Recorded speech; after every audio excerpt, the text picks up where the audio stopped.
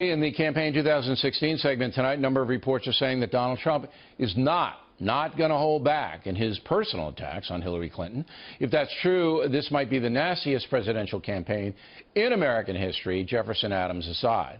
Joining us now from Austin, Texas, Carl Rove. So I want to open with, when you were working with President Bush the Younger against Al Gore in 2000, things got nasty, but it was mostly policy, right? It wasn't a lot of personal stuff. I don't remember. Was there? Yeah, no, there wasn't. We made certain, for example, that when we commented on Bill Clinton's indiscretions in the White House, we did so without ever mentioning it directly, and did so by responding affirmatively, saying we would restore, President Bush would restore honor and dignity to the White House. We found out back then that the Republicans had damaged themselves in 1998, 1999 by going after Clinton's infidelities to the point that the American people said enough is enough. But they did want to know that somebody would do something different. So they wanted to hear a note of change, but they were just fed up with being reminded about Monica Lewinsky and the goings-on. Okay. If you guys found that out, does it still hold today, 2016, that if you go after the Clintons on the personal stuff, that will turn voters off? Do you still believe that? Well, let's define personal stuff. If by personal stuff you mean she boggled Benghazi, she was not at her duty station. That's all policy. That's all fair. That's all fair. Right. But if you want to go after Bill Clinton's infidelities, my advice would be, first of all, this plane with dynamite.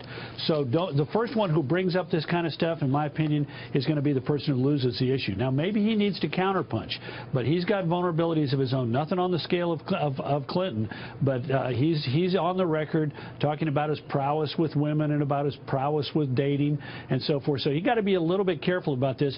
She wants to be a victim, and she has been successful in life when she has made herself a victim. She took Rick Lazio, let him come across the stage in their Senate race, thrust the piece of paper under her nose, demand that she sign it, and she turned herself into a victim. And the last thing Donald Trump needs to do is turn her into a victim. Go after her, but go after her on the things that people consider to be reasonable, prudent, and go to the heart of what he said. I thought he made a wise remark there. He said one of her weaknesses is she's not seen as sincere and authentic.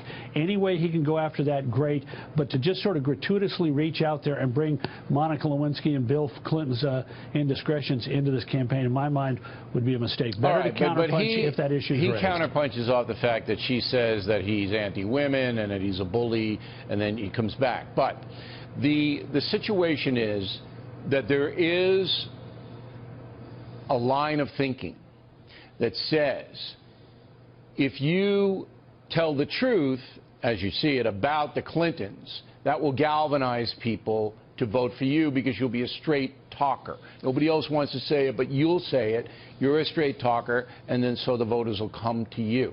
Do you reject that entirely? No, but there are limits on that. Look, if he goes and says, you lied about Benghazi, you blamed know what it on I'm a talking video. about. You misled the American people. Benghazi. You know what I'm talking about. What I'm trying to point is to the things that he ought to go after. There's plenty of ammunition there. Going after her on the Clinton Foundation and about using it to plush up their lifestyle and reward their friends, that's entirely legitimate and legal. Going after the emails, that's all legitimate and legitimate and effective.